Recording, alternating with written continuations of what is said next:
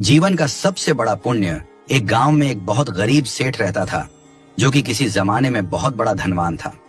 जब सेठ धनी था, उस समय सेठ ने बहुत पुण्य किए, गौशाला बनवाई, गरीबों को खाना खिलाया और भी बहुत से पुण्य किए थे।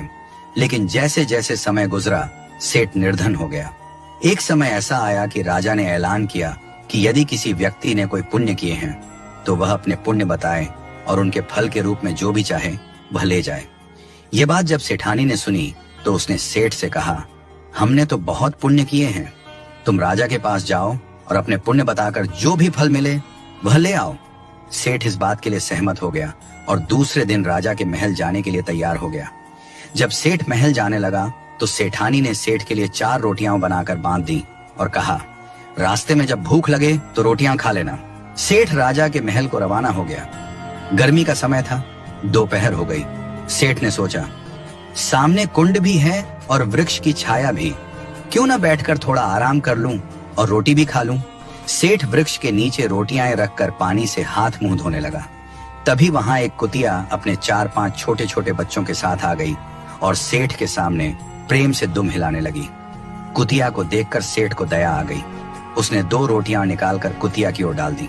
भूखी कुतिया बिना समय गंवाए दोनों रोटियां खा गई और फिर से सेठ की ओर देखने लगी। सेठ ने सोचा, इस कुतिया के 4-5 बच्चे भी हैं जो इसका दूध पीते होंगे, 2 रोटियों से इसकी भूख नहीं मिट सकती। यह सोचकर सेठ ने बची हुई दोनों रोटियां भी कुतिया को डाल दी और खुद पानी पीकर अपने रास्ते चल पड़ा। सेठ राजा के दरबार में हाजिर हुआ और अपने किए गए पुण्य कर्मों की गिनती करने लगा और उनके फल के रूप में कुछ मांगने की इच्छा प्रकट की। तब राजा ने कहा, आपके इन पुण्यों का कोई फल नहीं है। यदि आपने कोई और पुण्य किया है तो वह भी बताए, शायद उसका कोई फल मैं आपको दे पाऊं। सेठ कुछ नहीं बोला और यह कहकर वापस चल दिया कि यदि मेरे इतने पुण्यों का कोई फल नहीं है तो और पुण्य गिनाना बेकार है, अब मुझे यहाँ से चलना चाहिए। सेठ वापस जाने लगा।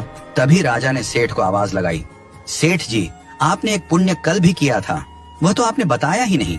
सेठ ने सोचा, कल तो मैंने कोई पुण्य किया ही नहीं, राजा किस पुण्य की बात कर रहा है, क्योंकि सेठ भूल चुका था कि उसने कल कोई पुण्य किया था। सेठ ने कहा, राजा जी, कल मैंने कोई पुण्य नहीं किया।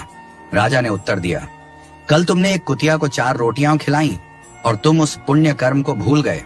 कल के गए तुम्हारे उसी पुण्य के बदले तुम जो भी मांगना चाहते हो मांग लो, वह तुम्हें मिल जाएगा।